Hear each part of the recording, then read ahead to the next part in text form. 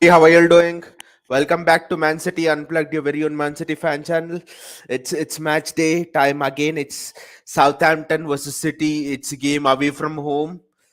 Southampton. Most people feel that this is the place where our decline of form this season has started.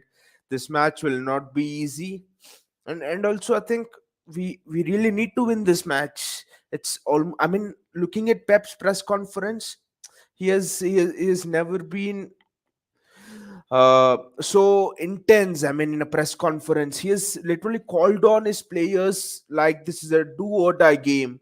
I've seen Pep do this before that Liverpool game in the 2018-19 season. He just told it's a do or die game. We lose this, we're out of the title race. City went on to win that game and went on to win the title. It's in a similar way. Pep has called on City in this game. I mean, for various reasons, momentum is important, and you back Liverpool to qualify for the next stages of the FA Cup, which means that they are in with a chance of winning the quadruple, and City really need to be there to stop them doing that.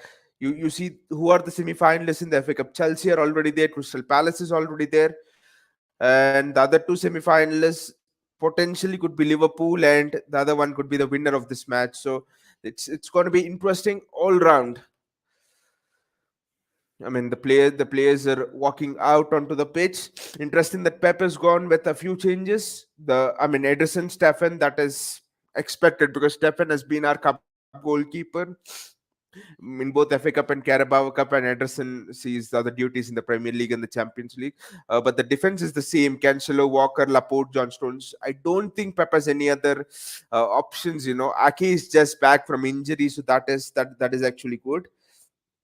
And then the midfield, you would expect Bernardo to be given a rest, so it's Gundogan who's starting. De Bruyne, his form seems to have just slipped down a bit in recent years. So sorry, in recent months. So, so I think De Bruyne starts, Rodri starts, and Sterling is an interesting inclusion for me. I think maybe I would have played Mahrez here. But then again, Sterling missed an open goal against Southampton, so this could be the match where Sterling regains his confidence. A confident Sterling is very important for us going into the last stages, because whatever you say, I thought that we missed a bit of Sterling in the Crystal Palace game, especially. I mean, you could tell me it's a low block.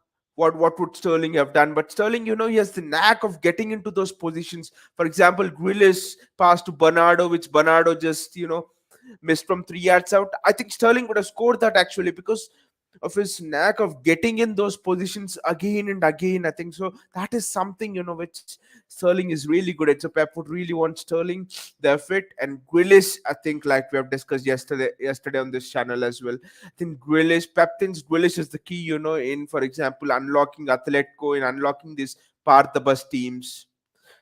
Because generally it's an year after which Pep starts to play you regularly if you're up to the standard. But for Grealish, it's just been 5-6 months of settling in period, and Pep really wants Grealish to be a pivotal part of the team. This shows how much Pep thinks Grealish is the key to unlocking that low block, because we'll have Wolves away later on. We'll have a match against West Ham. We have a match against Aston Villa. I think potentially three teams who part the bus. So not Aston Villa as much, but so the match is almost about to start. So let me just get in here and let us experiment with a few things actually. How is this? No, I think this is much better. Yes. The play is almost about to begin. A tight game, a crunch game for us. I mean, this could potentially decide the momentum of our season. I'll not say it will decide our season by any stretch of imagination. Never say never, but could potentially decide the momentum of our season. Could potentially decide our attitude going into the international break, and it could also potentially give us a chance of winning a domestic cup, being in the last four. They're taking a knee, and you're almost ready to get going here.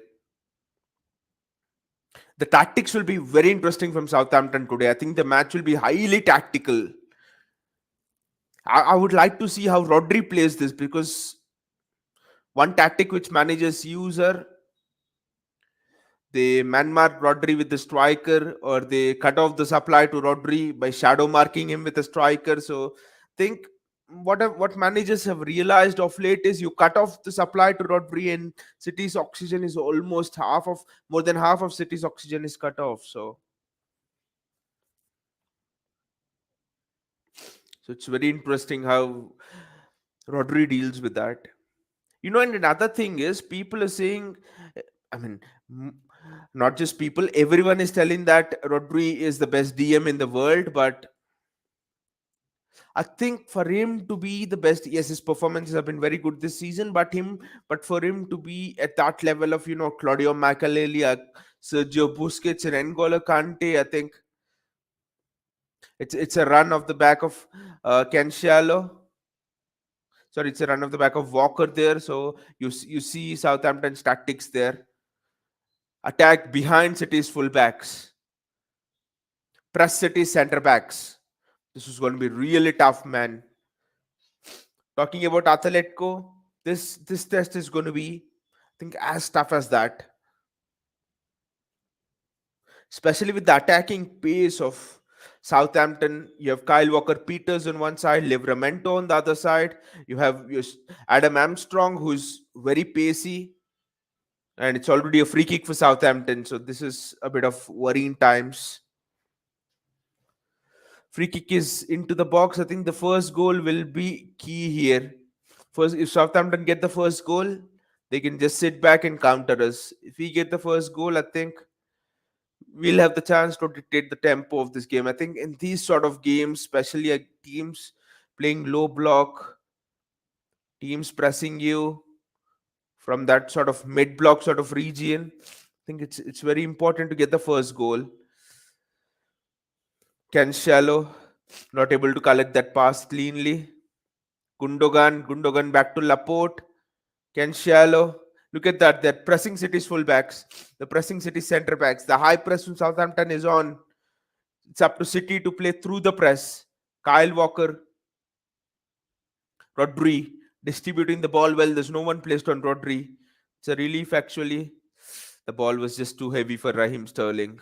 But the idea was good, actually. The idea was excellent. I think it was Gundogan who played that pass forward. Interesting to see the positions of Jesus and Jack Grealish. I think Jack Grealish will play as a false nine. What a ball. What a ball by the Southampton fullback. Oh, I think it's Adam Armstrong. He's latched onto the ball. Oh, City defend well there. City defend very well there.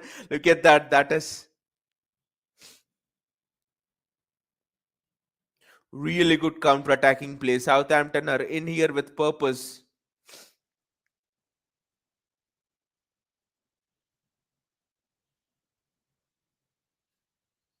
Southampton are getting onto the second balls faster than us. We need to be very careful of that.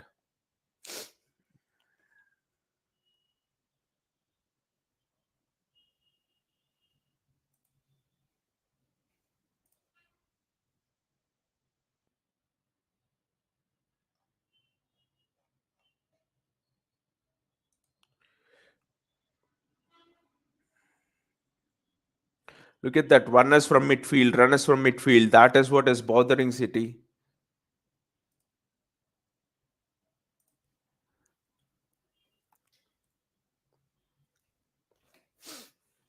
City trying to pass out from the back. Grealish is dropped very deep. He's almost near City centre backs there to help us pass out from the back. Is Gundogan playing his false nine? I think yes. At least at this moment, Gundogan is in that false nine position. Grealish is dropped deeper. That is excellent link-up play. I think they're just interchanging, but Grealish in the midfield is something interesting for me because he's a strong runner with the ball. He loves to run into spaces. Gundogan, Raheem Sterling. That curling shot from him, Raheem Sterling. The ball just, I mean, he didn't have the height on it. There was the curl, there was the pace. I think it wasn't the height. There wasn't the height on it, but everything about this phase of play is mesmerizing.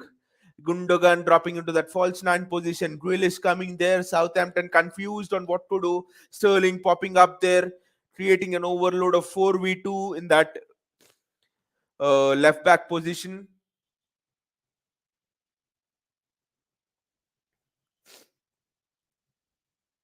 I think Rodri, for me, one thing like we were discussing for Rodri to get to that highest level, I think at the level of Makalili and N'Golo Kante, when I mean by highest level, I think he needs to read the game better. He need to develop the tactical acumen because even against United, first 40 minutes, Pogba and Bruno Fernandes were two false nines, and Rodri did not know whether to go or stay with them or what to do. He was looking to Pep Guardiola as a really good CDM. You need to tell your teammates how to get out of a tactical situation because your reading of the games would be much better than anyone else on the pitch. As a CDM, you're doing both the roles. You're controlling the defense and yet you're linking the attack as well. So I think Rodri has a really important role. City are into their regular passing rhythm. De Bruyne, they're trying to have a shot. Joaquin Shallow, Gundogan, Southampton clear. Southampton are always leaving a forward high up, so that is something that you really need to be careful about. It's Kevin De Bruyne to Joaquin Shallow, Ken Shallow to Laporte, and Laporte to John Stones. John Stones has been very solid season. Aymeric Laporte. That's wonderful skill from Joa Canshal. But it's a bad touch from Kevin De Bruyne. Kevin, go and chase the ball down. It's you who's responsible. That's excellent covering by Laporte. Wonderful by Laporte. He was aware of the situation. Excellent. I think Laporte is having the problem which Walker had a few years ago, that he is not always switched on, and sometimes, especially against Spurs, what we have seen. So that is, he can just lose his concentration sometimes, especially against these counter-attacking teams, because you don't have the ball much and you can just lose your concentration. That is fine. But I think that is the aspect which Laporte needs to improve. Jesus is playing out wide. Sterling is playing out wide. Both are keeping the width on the pitch. Sterling playing a little bit on the inside than Jesus, who's completely hugging the touchline. That is interesting for me. Interesting tactic. Because I thought maybe Jesus would play in the center actually, but again, that's a stupid argument. Then where would Jack Grealish play? City passing back. I mean, after the first 2 minutes, 3 minutes, which are frantic, we have been wonderful at retaining the ball. Our composure has been excellent. Look at that. It's almost a 4v2 at the back when we're playing to when we are trying to play out. This is wonderful, but it's Gundogan who's latched onto the empty ball, and Gundo, Rash, just finish it. Raheem, Rash. I just don't know why you went with the left foot there, Raheem Sterling. You should have gone inside with the right foot. Then again, what a pass. 4v2, and Laporte and Stones played it wonderfully well. To Prina, to Gundogan to Sterling. I thought Gundogan should have gone by himself actually. I don't know why Gundogan passed, because it was a very acute angle for Sterling. Unless you had a snapshot of a Sergio Aguero,